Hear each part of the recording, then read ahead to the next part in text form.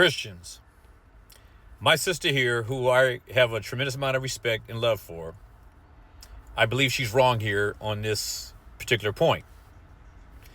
Now, she says that Israel, they're rebuilding a new temple, and the red heifers are there to cleanse the area before they build. They have all of the implements ready for the temple to be built, and they're all lined up. I won't even say she's lying. Let's say that all she says here is true. Even if it is true that they're doing this red heifer and all this stuff, it doesn't mean anything. It means nothing. Number one.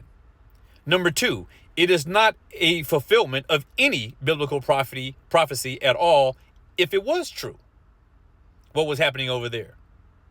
Number three, the Israel nation that the Bible speaks about is not the Israel nation that we look at now and call Israel. Number three. And number four, there are no tribes of Israel that we can identify, that anyone can identify, especially no one in that nation now, can tie themselves to the lineage of anybody or any of the 12 tribes of Israel. Most of what we see over there is European. I can go on this line of discussion, but let's deal with the real issue of the matter. Because the Bible does predict a rebuilding of a temple, a future temple that would be rebuilt. And that temple that would be rebuilt will never be torn down again. She is arguing, like many of the people in Christian nationalism argue, or Christian Zionism argue, that this rebuilt temple that is to come is going to be an earthly temple over there in ancient Israel, situated over there on one of those domes, Dome of the Rock, which already has a Muslim temple there right now, from what I understand. But here's the thing. The fact of the matter is, the temple that is to be rebuilt was to be the temple that God would set up through his son when he came. Jesus in John chapter 2, verse 19, as you see here on the screen, told the Pharisees and the scribes and the elders that if they tore down the temple that Jesus was then standing in front of when they said this, Jesus said, if you destroy this temple in 3 days, I will raise it up again. Now, Jesus was standing in front of the temple that was still in shambles and had not been completed. So when Jesus made this comment, they were reflecting upon the rebuilding of that temple that he was standing in front of when they're having this discussion and this debate. But Jesus clearly said, we're clearly told in John chapter 2 that Jesus was speaking about the temple of his body. And speaking of the temple of his body, we are that temple. What? The building? No. The people. We are the temple. When you read Paul's letters to the Corinthians and throughout his epistles, when he mentions temple, he is speaking almost always about the spiritual temple that is the body of Christ, made up of believers, which are Jew and Gentile alike.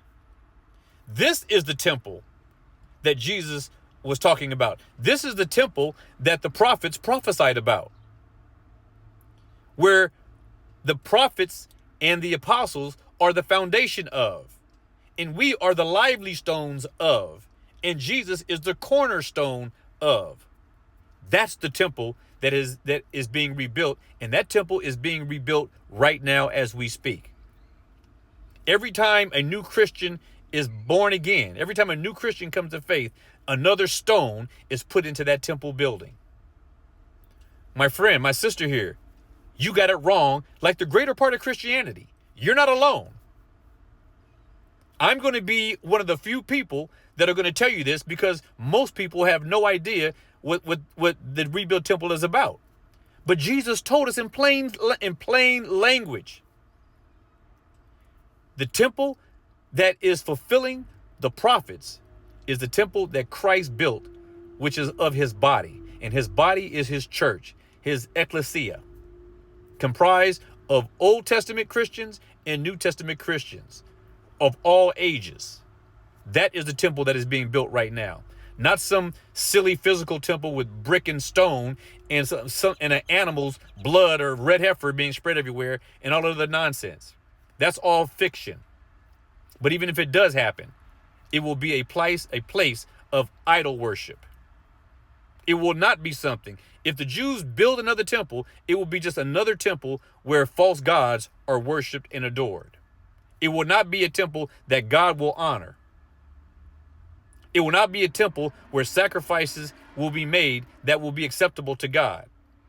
So to the extent that you think that means anything, I don't know why this matters at all if what I'm saying is true. And what I'm saying is true. So the expectation of a rebuilt temple, a physical rebuilt temple in Jerusalem, I don't know why this is some kind of a benefit to modern Christians today, because there's no benefit to it at all. It is only another home where sacrilegious practices are taking place. Be provoked and be persuaded.